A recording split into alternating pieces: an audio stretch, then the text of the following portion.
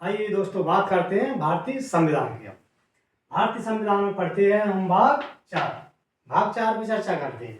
यानी कि भाग चार में है आर्टिकल 40 यानी कि 40 अनुच्छेद। तो इसमें ग्राम पंचायत भारत की स्थानीय स्वशासन की सबसे निचली बुनियादी महत्वपूर्ण संस्था है, जो एक बुनियादी गांव के लिए कार्य करती है। जैसे कि बात करते हैं, भारत का संविधान लागू हुआ था, देश में एक लोकतंत्र से सरकार बनने लगी।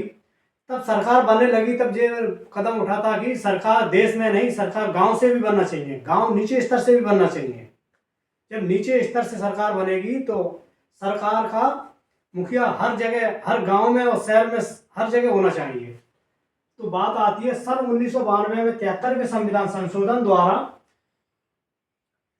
द्वारा इसे दर्जा दिया गया था और ग्राम पंचायत का प्रमुख सरपंच प्रधान होता है।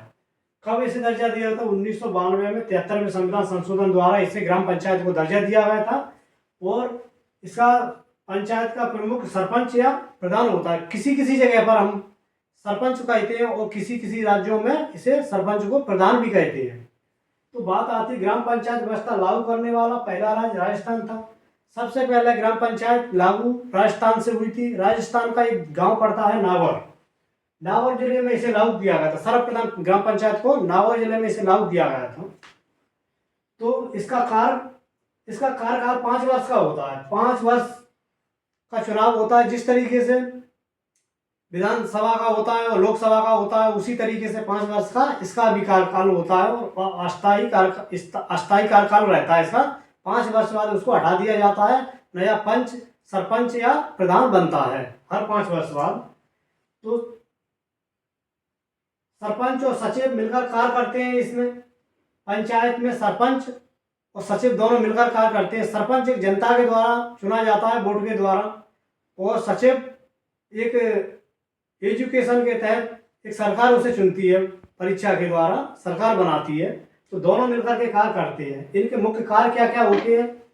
इनके कार्य होते हैं, सरपंच और सेक्रेटरी दोनों मिलकर, सचिव को सेक्रेटरी भी कहते हैं, दोनों को मिलकर कार्य होते हैं।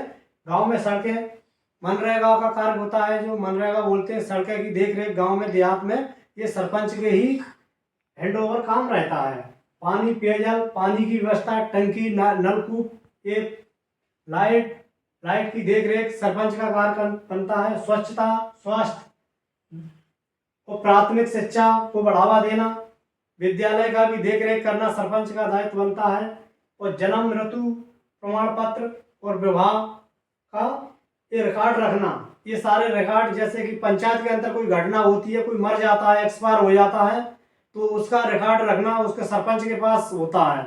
कोई विवाह होता है, आँख में कहीं चलते चलते उसका तलाक होता है, तो ये विवाह का रिकॉर्ड सब सरपंच के तहत आते हैं, उसी की जिम्मेदारी होती है। और रखना घर, आवास, जैसे कि गरीब मजदूर लोगों को घर देना, आवास देना, ये सरपंच का कार्य होता है। पेंशन, राशन कार्ड, मनरेगा, सभी आदि की देखरेख करना सरपंच का दायित्व बनता है। तो बात करते हैं हम आर्टिकल 41 पढ़ने के लिए हमारा यूट्यूब चैनल सब्सक्राइब करें और लाइक करें।